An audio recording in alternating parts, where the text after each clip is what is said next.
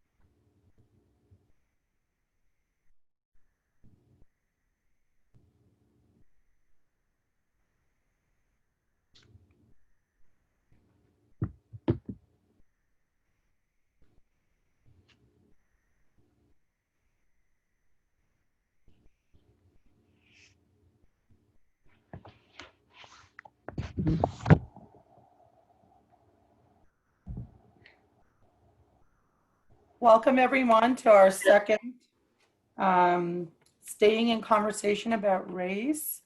And we do want to cover a few logistics here.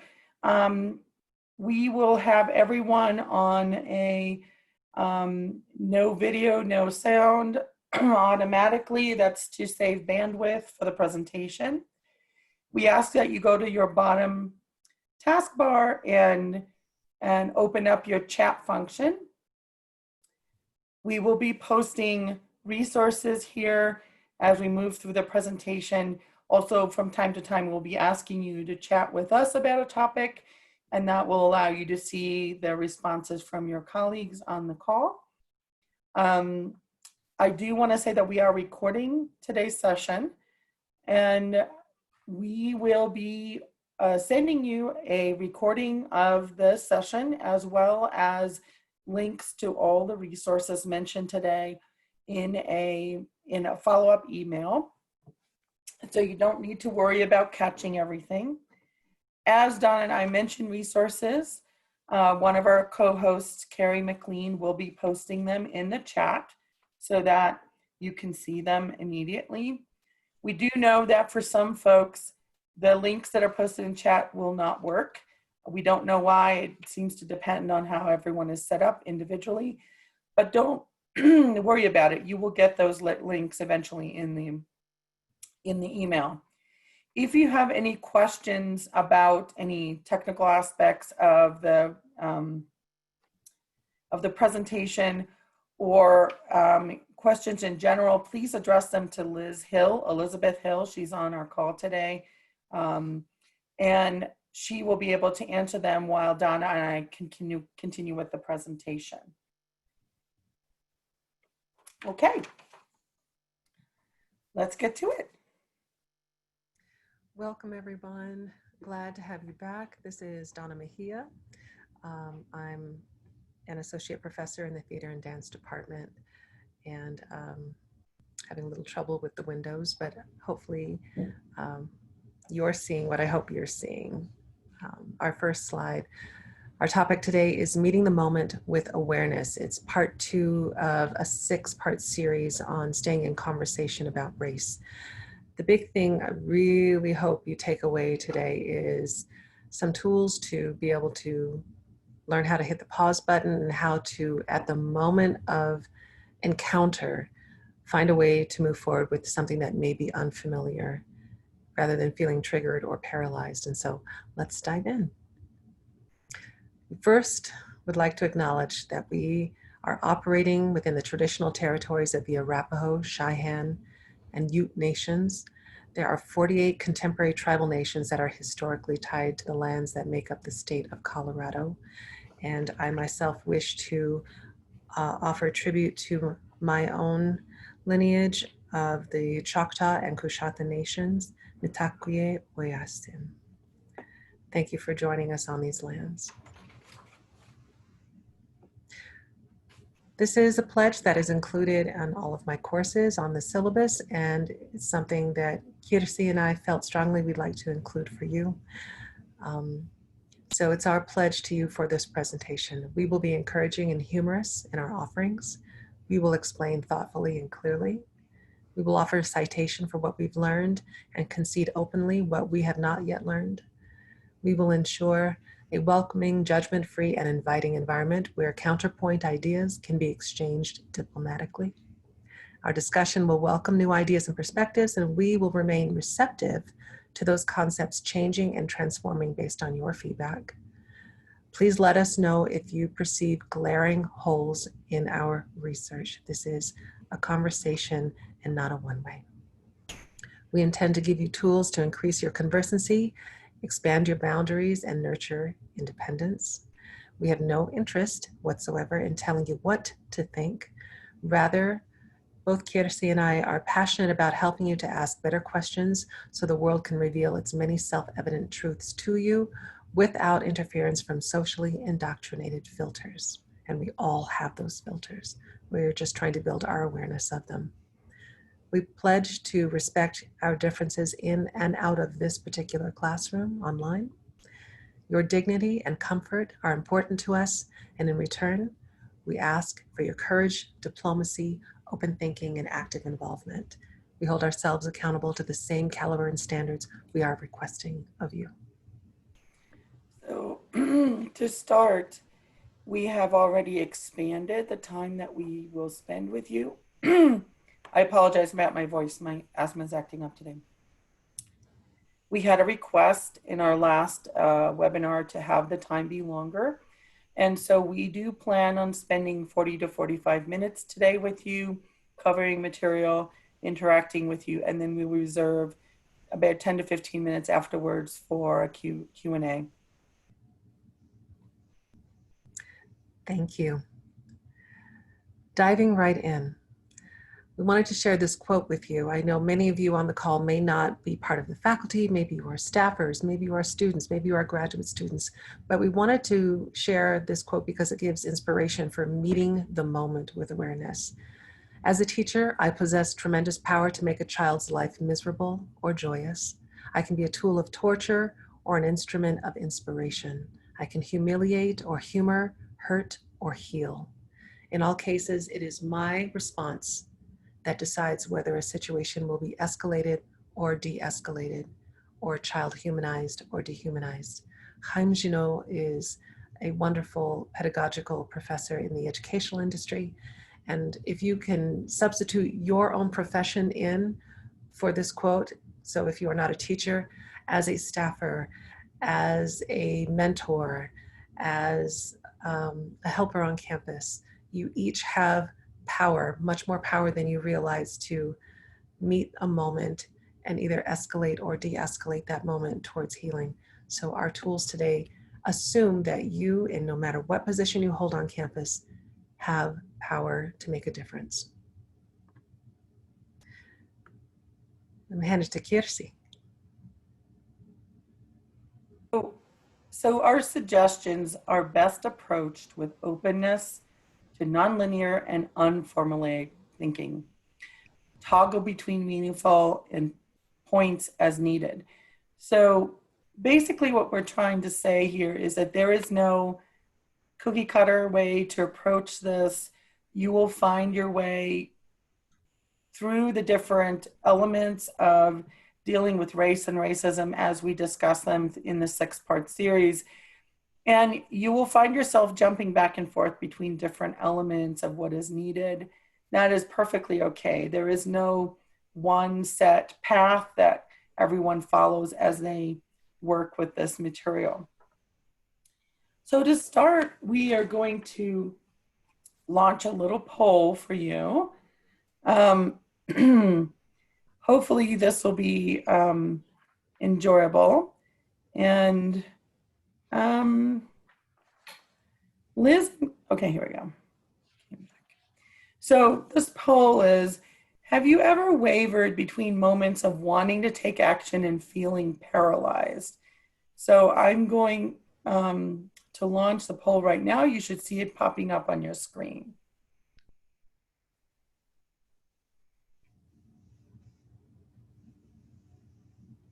So far, everyone's answering yes. That's amazing.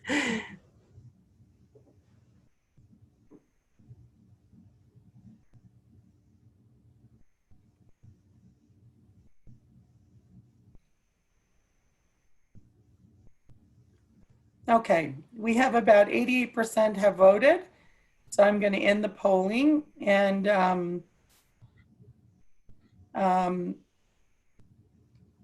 so we have 97% of you saying yes, I've wavered between moments of wanting to take action and feeling paralyzed. And we have 3% saying no. So that's if you're having difficulty, that you're in good company. The big thing is when you hit that moment of feeling paralyzed, we're hoping to give you tools to move forward. I'm sorry, my screen is blocking me from the poll. Let me see if I can deal with this technical difficulty momentarily.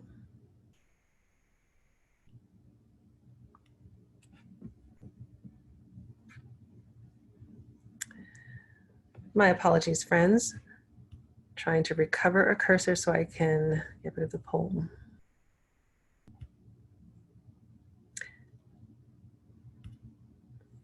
Your poll is not showing to the rest of the group. I did stop sharing the poll. It should have closed it down. Well, it is blocking the center of the slide for me, but I will proceed forward, hopefully being able to see around it. Okay, the big thing is to find a way to steady yourself and try to notice yourself. We say notice because it is very hard to deal with a cascade of neurotransmitters in any situation that are really starting to set your mind ablaze with a response. And we thought this painting by Joel Rea would help you with the feeling of what it's like to have a moment of overwhelm, and then trying to find a place where you can proceed forward. And so what I am going to say is really anytime you deal with racism, you're dealing with not only systemic racism and structural racism, but you're also dealing with yourself, the interpersonal, the communal, and these structural levels. And so with those 4 levels and potentially more levels that we need to identify of how racism impacts us, it's very difficult to sometimes locate where you are within those systems and try to formulate a response. But here are suggestions on how to proceed one step at a time. So I think that there has been a widely held belief that is false that, you've probably all heard the narrative of we just need to change hearts and minds. And that just doesn't hold up. There are these 4 distinct levels that have been identified to date. And if you just change hearts and minds, even if you were successful in that, the systemic pieces keep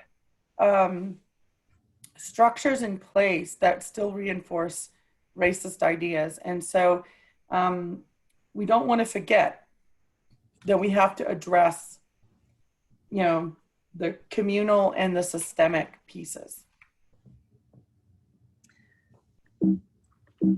And friends, we do have a technical glitch in that I have lost the ability to control the slides. And so we're going to take a quick pause, invite you to do a little bit of chatting through the window on what some of your somatic responses are to stress and to that moment of encounter while I recover control of the screen. So the chat prompt again is, please describe how you feel it in your body when you have, when you're contemplating dealing with racism and race. What do you notice? What do you feel? What is coming up for you when you're dealing with these issues?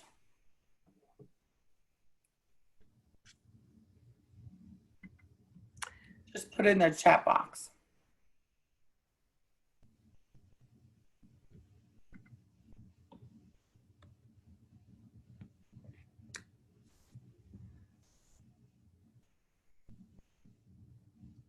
And we're back in business. Thank you for your patience. So we have some pounding heart, flush, sometimes nausea, hard time responding to people that I deem incompetent. I often feel heat, prickling, rapid heartbeats, sometimes shortness of breath. Anger arises physically. Sometimes I feel like weeping, sadness also, anger, shock, sadness, fear, yep, stomach in the stomach, faced with the need to confront someone. My breathing becomes shallow and quickens. I have to remember to breathe. Muscle tension, clenching stomach. Oh, yeah. We all have these very distinct physical responses. I tend to hold tension in my lower back and end up with a backache, withdrawal, tensions between a sense of urgency and need to reflect and be thoughtful about how to respond to centuries of oppression and its presence today, urgent and not rushing in the same moment. Yeah, so there are a lot of impulses that we may feel that are contradictory, and those in and of itself set our body up for a physical response of tension of some kind. Absolutely. So the biggest thing to do is to try to hit a pause button. And because we are dealing with both a neurological response and an emotional response, the first barometer of control that you have between the mind-body connection is the use of the breath. And there are many wonderful somatic traditions that teach different ways of locating your breath and then reorganizing the breath as a way to help the nervous system back off the panic pedal. We know in general, or at least from the study of so many different somatic systems, that the exhalation is a good place to start. So if you focus on extending the exhalation of your breath, it has a tendency to tell the system to back down off of the endorphins, that there's no reason to panic, and that if you want to continue to have conscientious control of where your thoughts are moving rather than being hijacked onto an auto response, focus on extending the exhalation as a way of starting to sense your body and being able to keep the endorphins on low instead of high.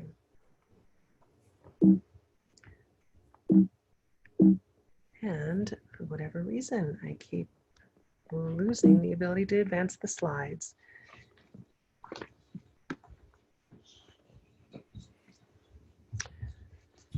Here we go. There we go. So we wanted to tip you off to the work of Douglas E. Knoll. Douglas E. Knoll is the founder of the Prison of Peace nonprofit, and he works with creating peacemakers inside prison walls. He deals with inmates who are in very high risk, high violence, high trigger populations who have histories within prisons. And he teaches them how to notice themselves, how to start working through different affects in the body and feelings in their emotions. His system is wonderful, and he talks about it in his book, De-Escalate, How to Calm an Angry Person in 90 Seconds or Less, to help reduce the number of prison fights. And so he points out that your neurological system will start with a neutral affect that might feel like surprise or being startled, a momentary paralysis or a disorganization of your thinking. But depending on how you respond from that neutral affect moment, you can proceed down towards what he describes as a negative affect, where you start to go numb, shut down, feel fear or terror, distress, anger, disgust, shame, humiliation, or grief. Or he's trying to help us with tools where we move up into a sense of joy, interest, curiosity, excitement. And it's all in really how you respond to that first moment of encounter.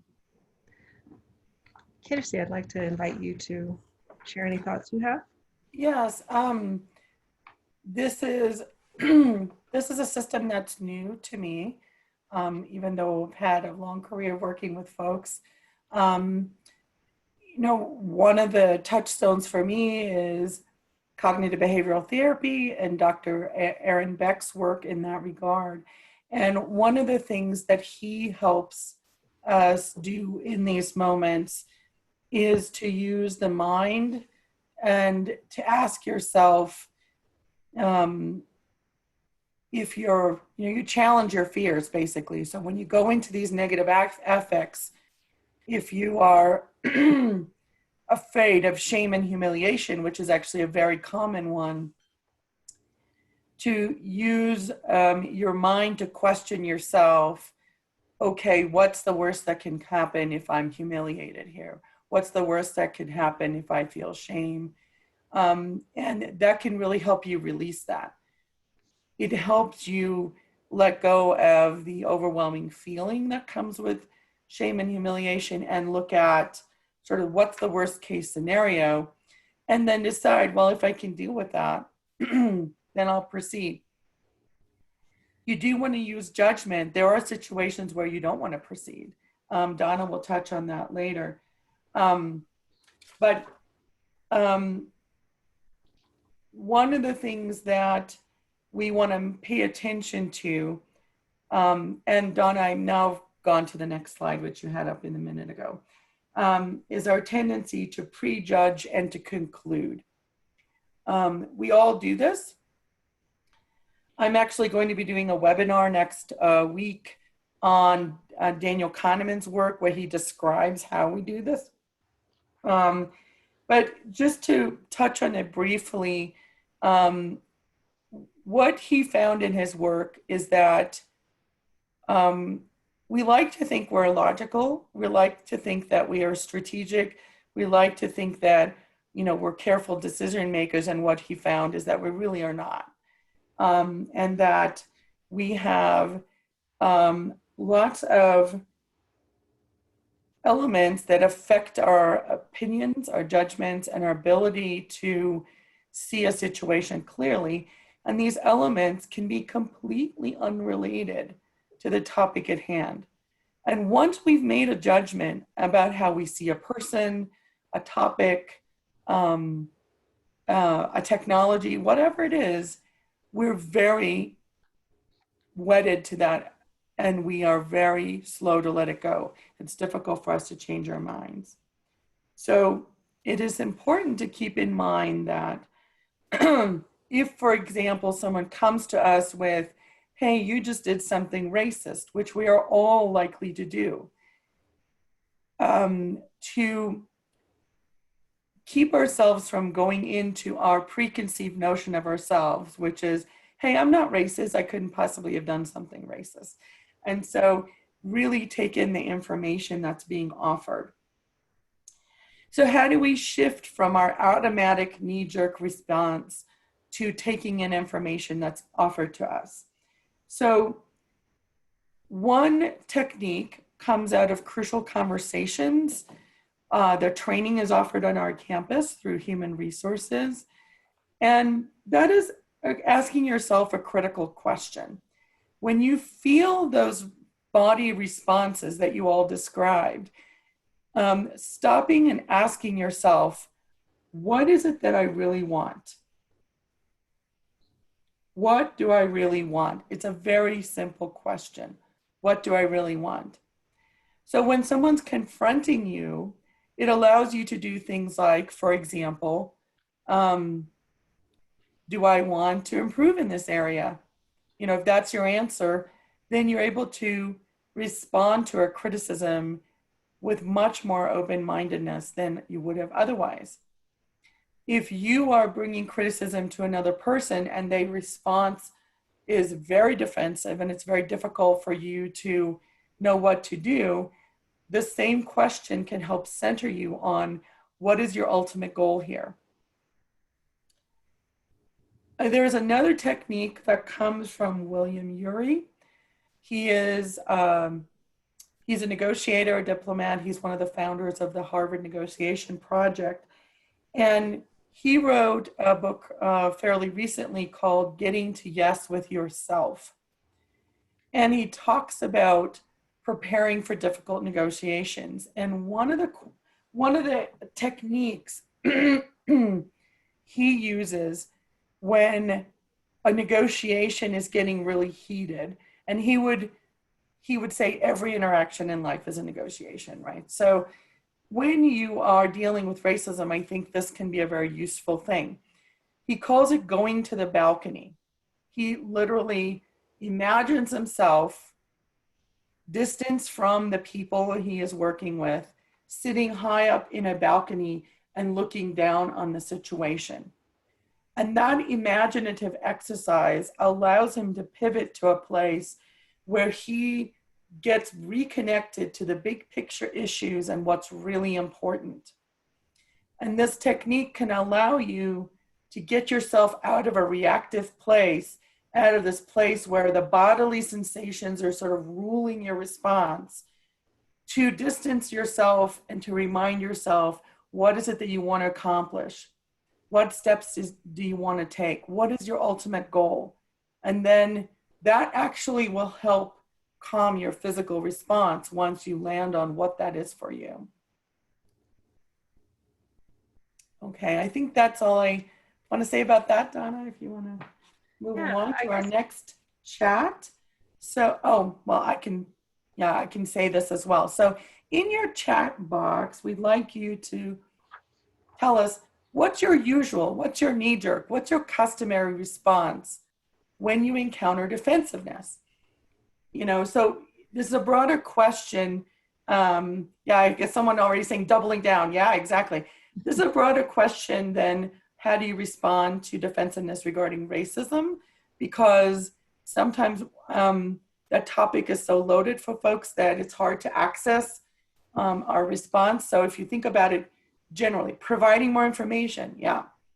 If only you would hear me, you'll know that I'm right. Frustration, I'm, doubling down, not intentionally, working to get better at asking question, shutting down, start to present your defense. Okay, someone's learned to pause and identify it as defensiveness, trying to win in a conversation. It depends on the context. Sometimes paralysis, sometimes interest. Someone saying, I back off. Asking why they're defensive, which often makes it worse. Yes, no one likes to be called defensive. Humor, that's a deflection. Asking person what they think. Okay, great. What others think, not what others think. Making an argument or backing away into apology. Yep, doubling down. Okay, pause and take a breath. So, some of you have pretty adaptive responses. I'm impressed. Pause and take a break. Great one. But most of you, and I'm including myself in this, most of us have responses that are not helpful. Okay, tougher if it's family. I second that. So what I want to say, and I'm referring here to the work of Dr. Harriet Lerner, who is both a researcher and a practicing psychotherapist. She recently wrote a book called Why Won't You Apologize? I also had a lunch and learn session that, introduced her ideas to all of you. If you're interested, you can see a recording of it on our website. So I'm not going to go into it in depth, but one of the things that Harriet Lerner says is defensiveness is a natural response. We all do it. We are programmed to do it. So it is helpful to think about how do we deal with it. She also says that it's nearly impossible for us to notice when we're getting defensive ourselves. It's very difficult to do in the heat of the moment. So she has a very useful tip for this. And that is, if you are listening to the other person in order to figure out everything that's wrong about what they're saying, that is your big clue that you're being defensive. Okay, so let me repeat that in a slightly different way. If we are listening defensively, when we listen for what we don't agree with, that is when you are being defensive. Catch yourself, she says, when you are focusing on inaccuracies, distortions, and exaggerations that inevitably will be there. So all of us when we are upset and we are going to talk to someone, are going to have inaccuracies, distortions, and exaggerations in what we're saying. And so will they. And if we're listening to what is wrong, how are they failing to bring this issue to us perfectly, then we know we're in defensive mode. Okay. One of the suggestions, now, Harriet Lerner, I highly recommend her book. She has a couple dozen different suggestions on how to manage your own defensiveness. But one of them is find something that you can agree with that they're saying. And she said it might only be 7% of what they're saying. But then find a point of commonality and respond to that. And you can respond to that in with an apology, for example.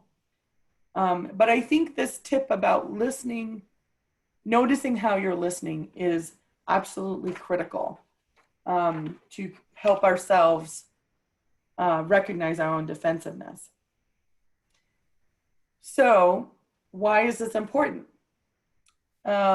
If someone is bringing information to us, for example, and we're defensive, we're not really listening with a whole heart. And if we then offer an apology, and especially with something as painful and hurtful as racism, no matter how heartfelt that apology is, if we have not fully listened to the other person, the apology is meaningless.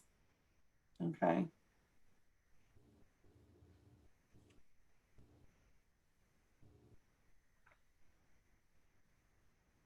So let's go to examining some assumptions.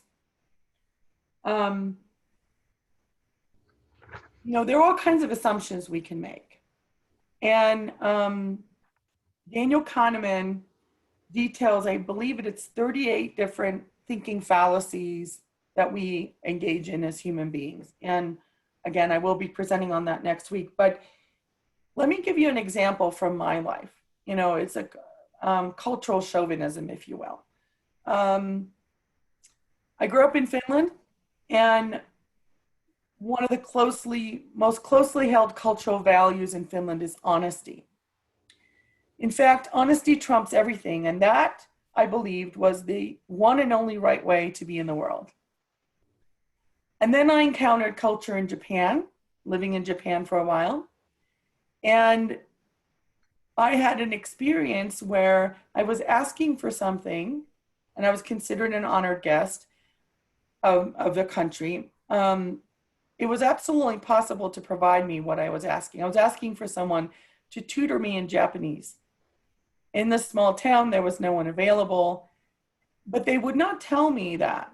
They would always say, yes, yes, yes. It is going to happen soon. And what I finally realized is that there was a different cultural moray at play. Respect was the highest value, and they could not be respectful towards me and my request and say, no, it's not going to happen. So that was one experience. Another experience was with West African cultures, where I came to realize that the highest value in my husband's culture is kindness. And the way that is understood is that you will tell something to someone that is false in order to be kind to them. You will spare them the truth out of kindness. And it was a huge challenge to me, believing that honesty is the absolute top value, to understand that there are other ways of configuring the world. And there are times when those other ways are absolutely much better than my preconceived notion of what is best. So, okay. So do you want to take us into diplomacy training, yes, Donna? I will. I would like to pause on this slide for just one moment longer, no problem, and give you a chance to really read through these questions, because they tend to point to our culture centricity on a situation where we assume things about the other parties we're dealing with. Now, again, we're going to keep returning to this point throughout the presentation. Please keep in mind that there are encounters and conversations and exchanges where things can get dangerous, and we want to acknowledge that very openly. And we will talk about that a little bit more in the presentation. But if you're dealing with emotional discomfort versus a threat to your physical safety, this presentation is geared towards those moments of emotional discomfort. So the first thing to do after you've noticed yourself is to then move to a second point of thinking about what are your assumptions of the situation. Are you assuming you and the other party have the same definition of fairness and reciprocity? Are there assumptions about title and power that are at play? What do you assume about the other actors that are involved? And what is your position to the topic? What are your personal values driving your desired outcomes? And these are the things that help you to understand with more clarity and more transparency where you stand and where you may be contributing to any distortions in a situation. And when we move towards approaching a situation with diplomacy, I want to sincerely acknowledge that you have to continue with an assessment of your physical safety at all times. There are parties that may deregulate into territories where they may be harmful to themselves or to others. So we will provide you some tips about that. But in the meantime, how to proceed with a conversation that is emotionally difficult around race. So I'd like you to take a look at this list, and in the chat box, chat to us. You know, take a look at this list, read through. If you've gone through crucial conversations, this will be very familiar to you. When you are in a knee-jerk response in a tough conversation, which of these motives are the motives that you're aware that become your motives in that moment? In other words, which ones are your knee-jerk responses when you feel defensive, attacked? So for example, do you avoid conflict to keep the peace? Do you ostracize and isolate the person who's bringing challenging information to you? Just tell us which one of these tends to be your go-to. Okay, avoiding conflict to keep the peace. We've got 1 vote for that.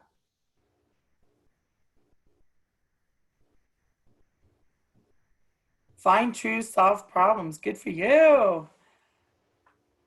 I want to be right. Oh, yes. Building, finding common ground. Great. Keeping the peace if I don't know the people well, but bridge the gap with my family and friends. Perfect. Yeah, we're going to have differences between strangers versus family, definitely.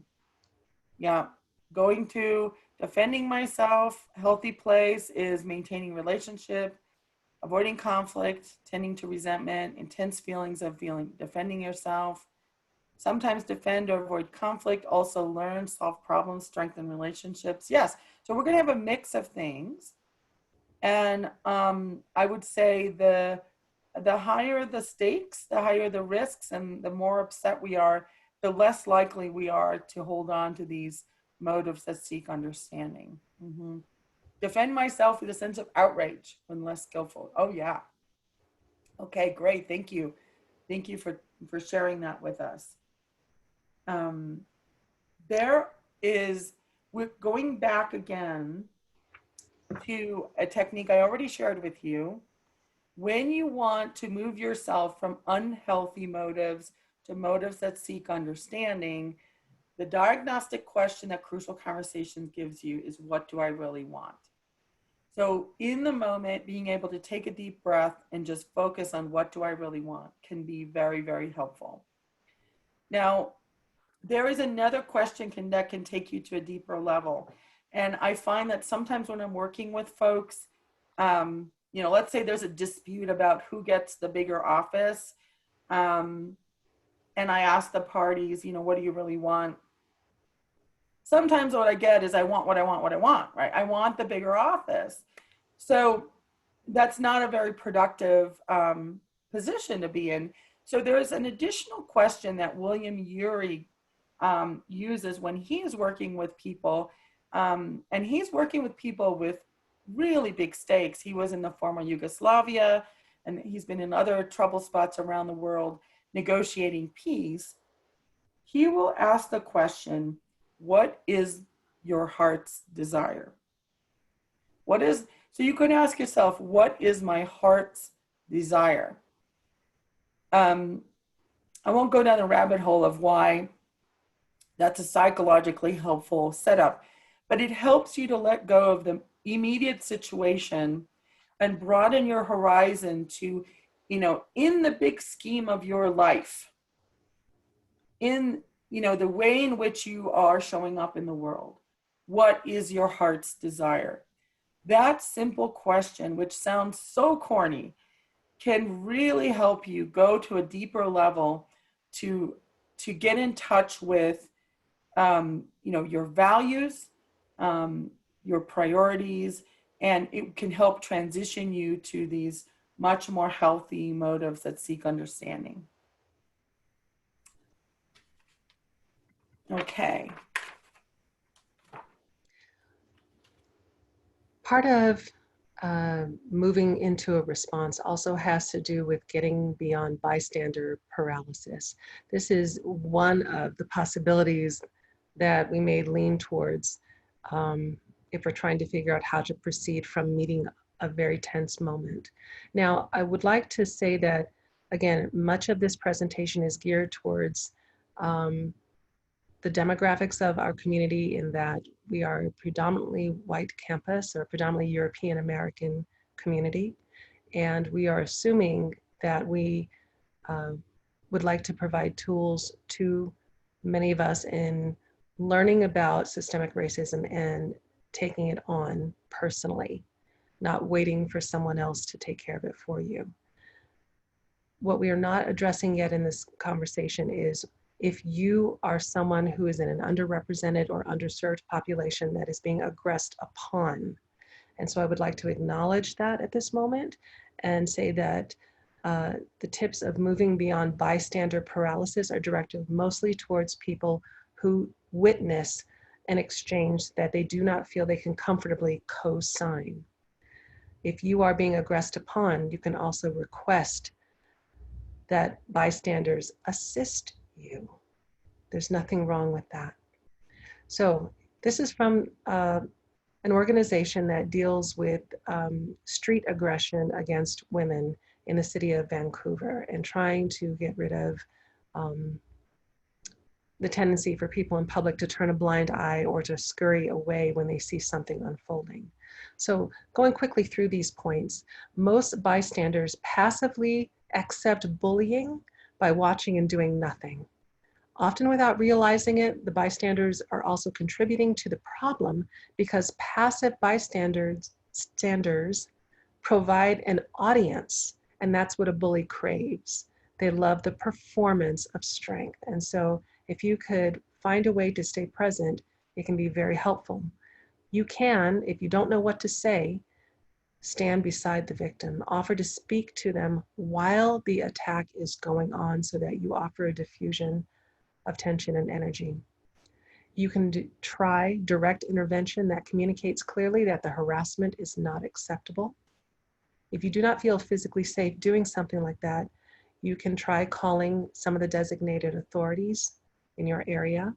And again, one of the biggest questions we have in our nation right now is, do the authorities that are designated to handle emergencies and public bullying, are they well trained and self-examined in their own desire for control and in their own racism? And we know that systemically, we don't have full balance in those situations here in the United States. We do, and that's why the whole question of the Black Lives Matter movement is bringing this to the fore. So if you do not feel that you are getting the assistance you need from the authorities. You can try to distract, such as pretending to know the person. This offsets any perceived power privileges that the aggressor is trying to create. You can delay your time in the picture to ensure that the person that is aggressed upon leaves the interaction feeling safe. Ask if they need help. Offer, say, do you want me to call someone? Can I get you some water? Or just be present. But above all, stay calm. Model respectful behavior when you intervene, and don't let anyone drag you down to their level of hostility and ugliness as you attempt to get beyond the moment of just being a bystander. So Donna, I'm noticing we're about out of time. Okay.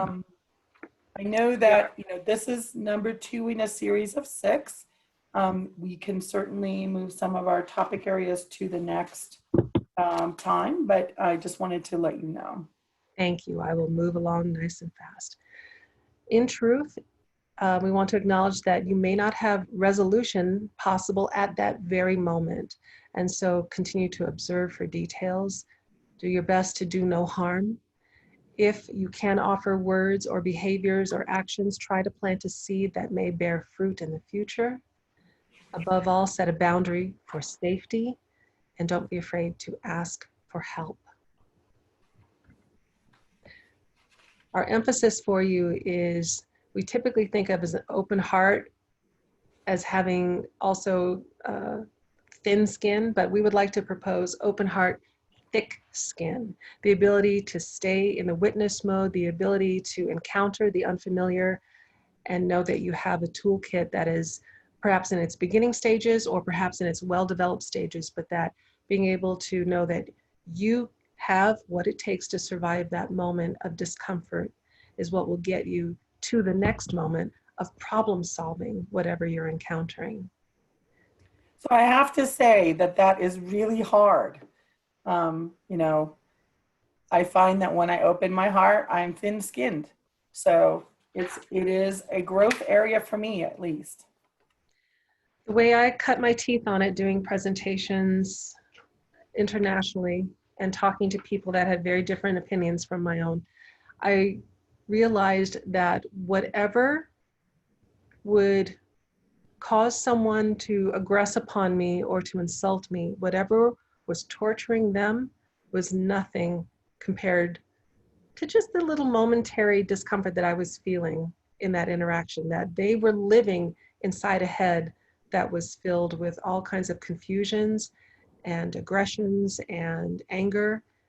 The weather inside my head was usually nice, and I could handle 5 minutes or 10 minutes or 1 hour of difficulty, knowing that I didn't have to live in a head that would be as clouded afterwards. And so that helped me to build thicker skin and to try and create tools to help along fellow citizens that felt they didn't know where to start. So I wanted to share this quote from Pixie Lighthouse. Life itself is not a fixed and stable experience. Nothing we do will make it so. Nothing. But the energetic and emotional territories are not bound by static, immovable fences or brick walls, keeping us from experiences that teach, fulfill, and shape us.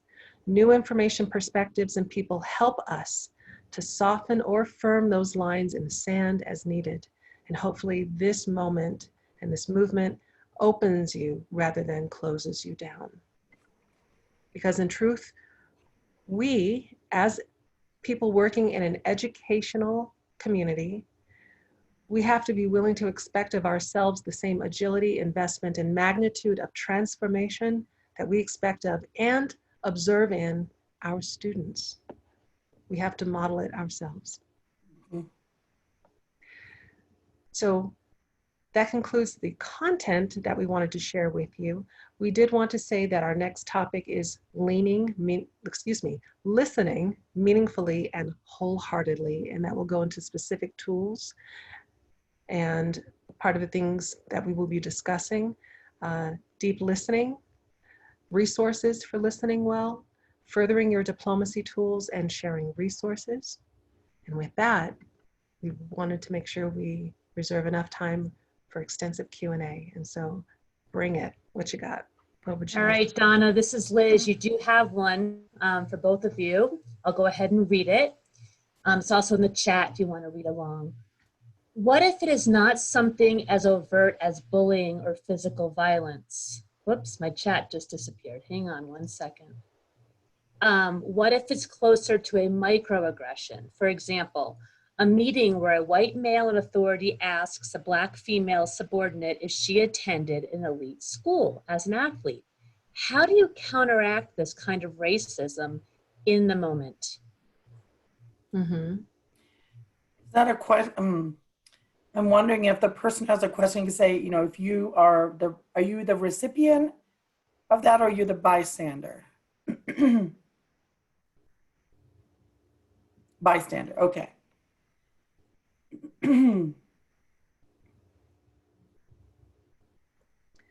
I personally, if I were the bystander in that situation, I would present a question. I think, again, listening and questioning is my personal strategy. And so I would probably pose a question such as,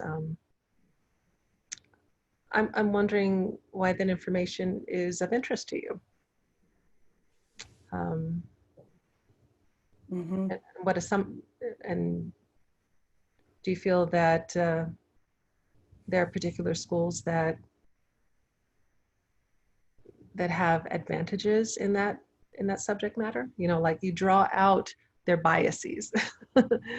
And when people have to answer those questions, they start to understand that they're exhibiting a certain bias or favoritism, and they get a little nervous and start explaining themselves away in other directions. But yeah, as the bystander, I have frequently put my foot in it by stepping forward and saying, that's curious. I'm wondering why that information is important to you. Or you can say, tell me, what do you mean by that question? Sometimes just getting them to clarify their own question. Please tell me what you mean by that. Yeah, I would second the idea of question. And you can hear in Donna's tone that she's really wanting to know, right? 'Cause it's not a sarcastic tone. It's not a put down tone. And the reason I land also in the land of questions is there is a concept in psychology called reactance. And that is if we're telling someone something that they already know. And an example, an extensive study that was done in Thailand was around smoking, telling smokers that smoking is bad. What happens is that they will double down on their behavior and not listen to the input, which, from my perspective, is the last thing I would want to have happen in that conversation. My goal in that conversation would be to have this white male authority figure reconsider their perspective. And so what the research shows is a more effective method to that end, to that goal, is to ask a question to help them to think about it differently. So, I might ask something like, I wonder why you think she is an athlete. What leads you to believe that she's an athlete? And see, or did you attend college as an athlete? Trying to figure out where the sort of, you kind of enter through the peripheral vision of a person, and it allows them to open up. I think is the best way I can explain it. But I do believe that there's a value in sort of protest statements as well. Mm-hmm. As an ombuds, as a human being, I lean toward the sort of diplomatic, helping people to change strategies. So I'm sure you can find other strategies that are not in this more diplomatic questioning mode that Donna and I are talking about. Yeah, I don't think, thank you for bringing that up, Kirsi, because that's also a concern for me, is not to have people receive the impression that we're asking you to be a doormat that won't upset anyone. Mm-hmm. That is sometimes just completely unproductive, and there are levels of disruption that are very productive. So we're saying, if you would like to try diplomacy first, these are the tools to try. You may have to resort to other techniques. And in particular, microaggressions are interesting because they're so insidious. They set you off. They make you pull back and say, what the heck was that, right? What does he mean by that? Or what is he trying to find out? And in all sincerity, I like calling attention to the moment and simply asking the aggressor to explain what they mean. And the reason I'm revisiting that is because you'll see people squirm sometimes. You'll see them get uncomfortable and you'll see them get defensive, but just staying quiet and allowing them to try to explain themselves rather than you getting defensive and, hey, you, what do you mean by that? Da, da, da. But just say, tell me what you mean by that. Mm-hmm. They will usually talk themselves out of the question, Mm-hmm. and then you just move on. Right. And it also provides that person the opportunity to give an explanation that may be completely different than what you thought. You know, so the white male person maybe themselves attended as an athlete, valued the experience, wanting to connect with someone else around that. So the intention wasn't, even though that's still a racist labeling, the intention wasn't to call out what you couldn't have possibly gotten in on your scholarly merit, but to have an athlete to athlete conversation. Or maybe they saw them working out and wondered, you know, I don't know. But a questioning attitude gives the other person an opportunity to also offer a reasonable explanation. And that happens occasionally. It's something completely different than what you thought. So there was a comment about, you know, it's hard to come up with those things in the moment. And oh yeah, I'm right there with you. I'm terrible on my feet. I have to prepare. And so what I try to do is be in conversation and read and listen to what other people are doing and then think, oh, I could probably do that too. So just kind of trying to find prompts, trying to find responses, trying to find questions, because I'm terrible in the moment too. Yeah. And I do want to add to that, Kirsi, that our fourth of the sixth workshop deals specifically with questions. Mm-hmm. Of how to formulate questions in the moment. So those skill sets are coming in the fourth part of the series. Yes, I'm looking forward to it too. I'm looking forward to learning a lot from Donna because you know, I'm just not good on my feet.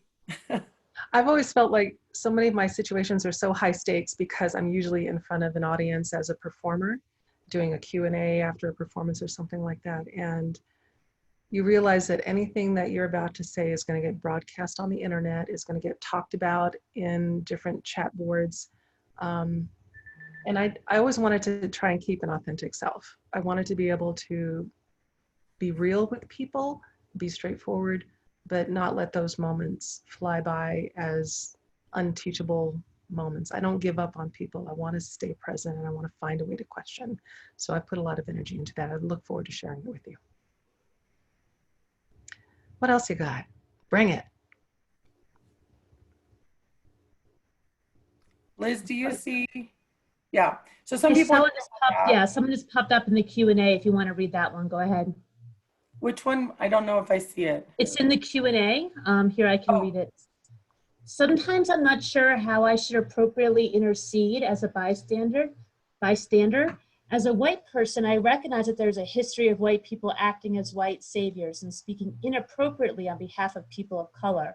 I want to provide space to listen and follow the lead of people of color, while I also take seriously the importance of acting as an ally and standing up in a situation. Are there ways to identify in a situation when interceding would be helpful versus not helpful? Mm-hmm. So there's an example. So I think it's going to depend on the situation. And, you know, as a white person, I want to follow the lead of and amplify the presence of the people of color. So this technique of amplification is particularly useful in meetings. So here's how it goes. Your African-American female colleague makes a great comment. It's totally ignored by the group.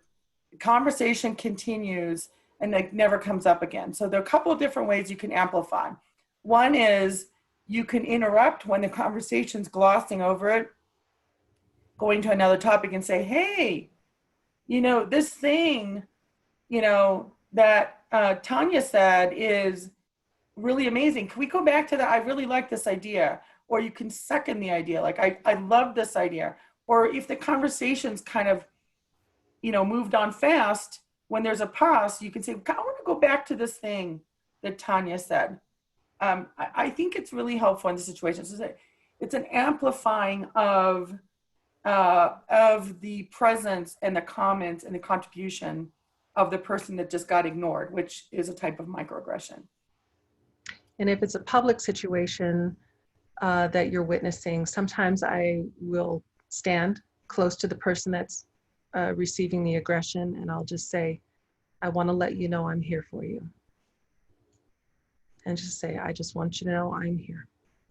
And sometimes that's enough for them to either feel emboldened to handle it or to say, no, it's okay, I've got this, but to let them choose and to not take away someone's agency in a situation, but to say, I want to let you know I'm here.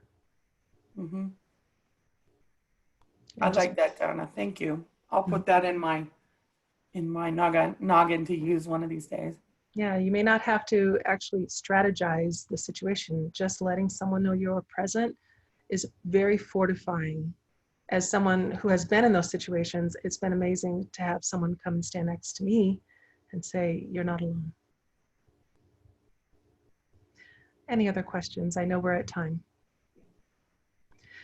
We look forward to the next topic, which is listening, and going to some deep listening skills and prompts that we hope will give you, again, a dimensionalization of your toolkit. I want to thank you for carving out time. I know you've got very busy days. All of us on this campus are crazy busy right now.